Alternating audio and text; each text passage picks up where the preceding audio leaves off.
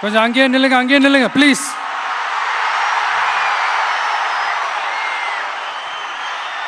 கொஞ்சம் அமைதியா நான் பேசுறத கொஞ்சம் கேளுங்க ப்ளீஸ். ஒரு 5 minutes தான், கொஞ்சம் அமைதியா இருங்க ப்ளீஸ். ப்ளீஸ் நண்பர்களே, கொஞ்சம் அமைதியா இருங்க ப்ளீஸ். அதை தாண்டி யாரும் வரக்கூடாது ப்ளீஸ்.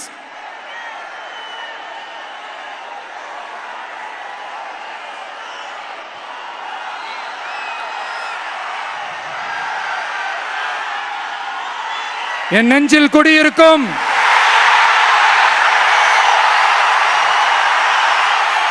கொங்கு மண்டல தங்கங்களே, திருப்பூர் பகுதி மக்களே,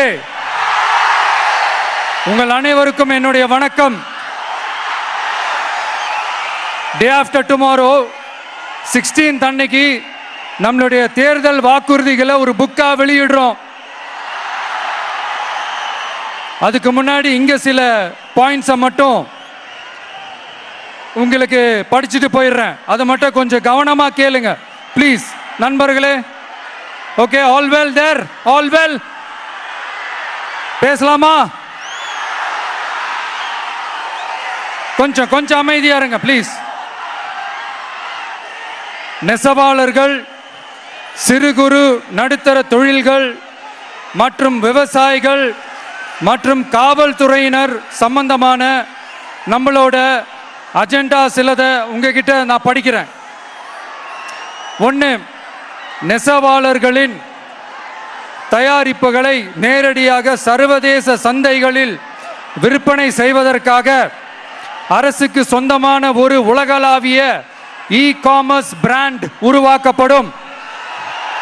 மேலும் முக்கிய நகரங்களில் வெற்றி தறி விற்பனை நிலையங்கள், ஷோரூம்ஸ் அமைக்கப்படும்.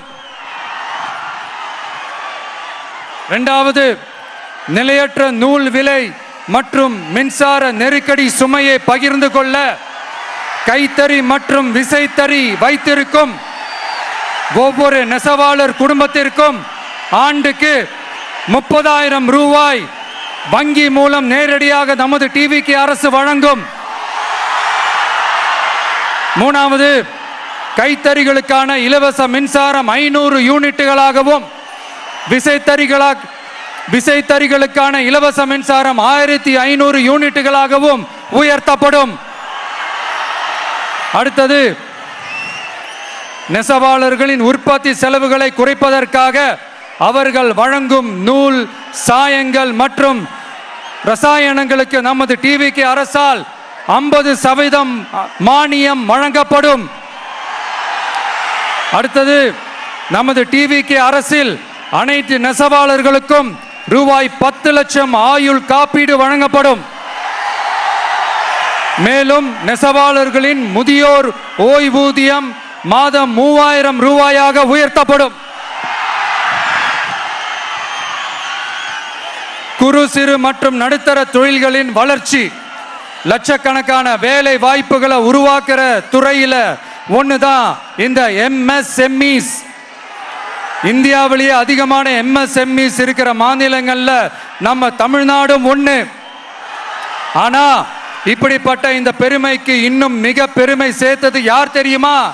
இந்தியாவிலே அதிகமான MSME நிறுவனங்கள் மூடப்பட்டதுல தமிழ்நாடு தான் 2வது மாநிலம்.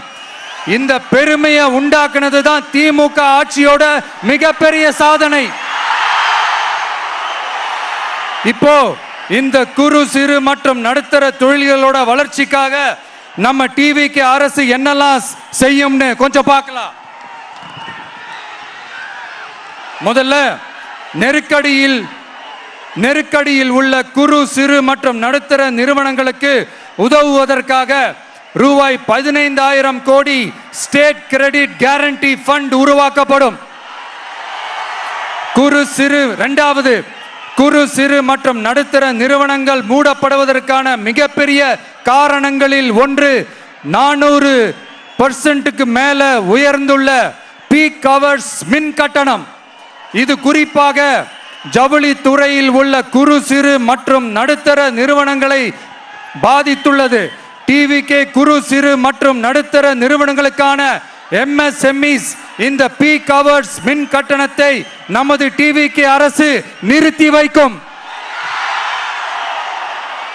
அடுத்தது விரிவான ஆய்வுக்கு பிறகே மின் கட்டணத்தை முறைப்படுத்தும்.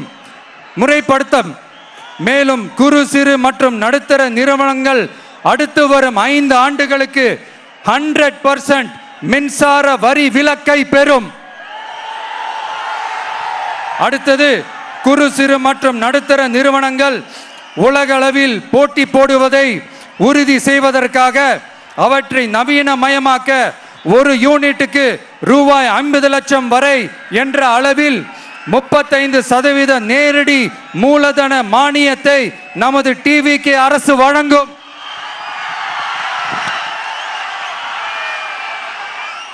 அடுத்து நம்ம எல்லாருக்கும் சோறு போடுற நம்ம தெய்வங்களான விவசாயிகளுக்கான அஜெண்டா கொஞ்சம் படிப்போமா?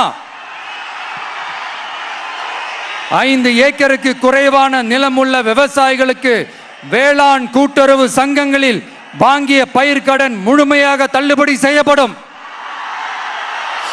5 ஏக்கருக்கு மேல் உள்ள விவசாயிகளுக்கு 50% தள்ளுபடி செய்யப்படும். அடுத்தது குறைந்தபட்ச ஆதரவு விலைக்கு MSP சட்டப்பூர்வ உத்தரவாதம் வழங்கப்படும். நெல்லுக்கு ஒரு குவிண்டாலுக்கு 3500 ரூபாயும் கரும்புக்கு டன் ஒன்றுக்கு 4500 ரூபாயும் வழங்கப்படும். உழவர்களின் தோழன் திட்டத்தின்படி குத்தகை விவசாயிகள் மற்றும் விவசாய தொழிலாளர்களுக்கு ஒரு குடும்பத்திற்கு ஆண்டுக்கு ரூபாய் 10,000 ரூபாய் அவர்களின் நேரடி முதலீட்டு ஆதரவு தொகையாக வழங்கப்படும். 100% பயிர் காப்பீட்டு திட்டத்தின்படி பயிர் பாதுகாப்பு உறுதி செய்யப்படும்.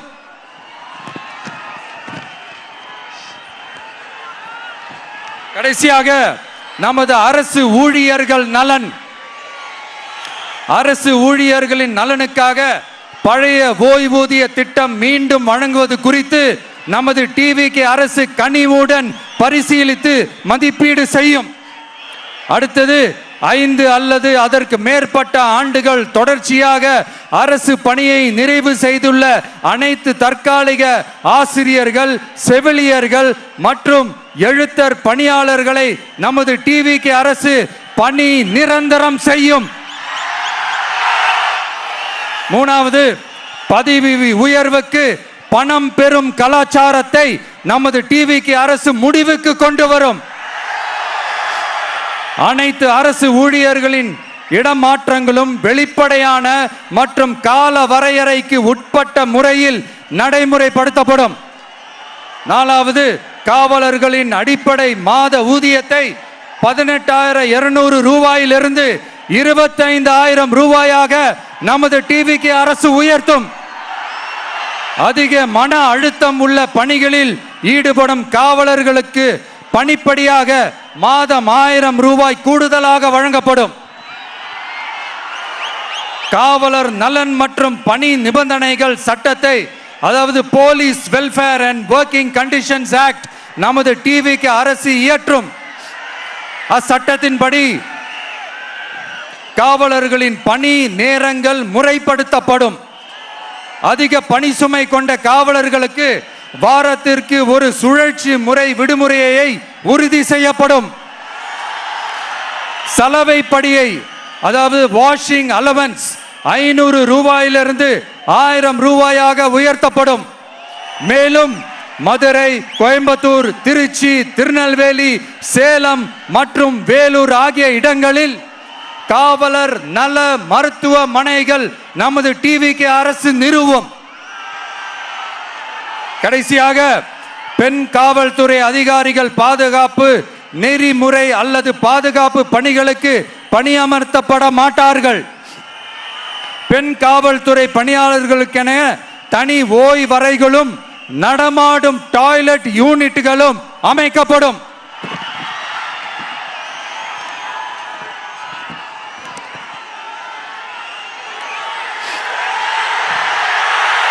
நீங்க எல்லாரும் இந்த விஜய 100% நம்பலாம். நான் உங்களுக்காக மட்டும்தான் வந்திருக்கிறேன். உங்களுக்காக நன்றி கடன் செலுத்துறதுக்காக மட்டும்தான் வந்திருக்கிறேன். போய் வாக்குறுதிகள் கொடுத்து நான் உங்களை ஏமாத்த மாட்டேன்.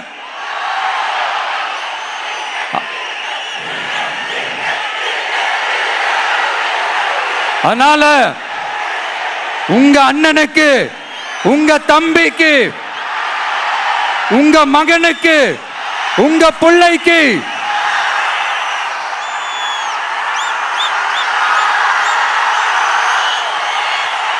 ஒரே ஒரு வாய்ப்பு கொடுங்க.